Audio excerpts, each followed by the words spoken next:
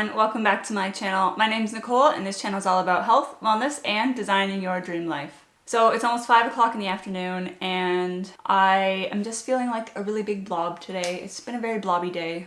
It's been a very blobby last few weeks, so I'm just sort of feeling like I need to get back on track, get some things sorted, get my life together again.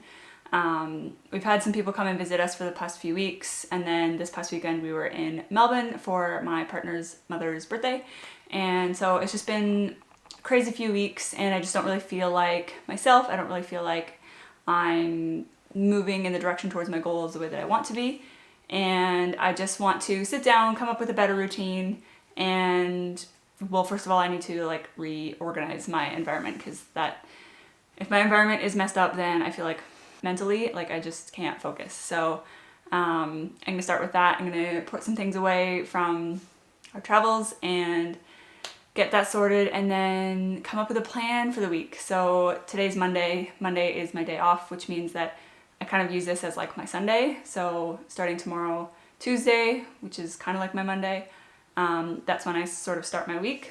So I'm gonna sit down and come up with a plan for the week, and I'm gonna do some meal prep today. I went and got the groceries, did some laundry.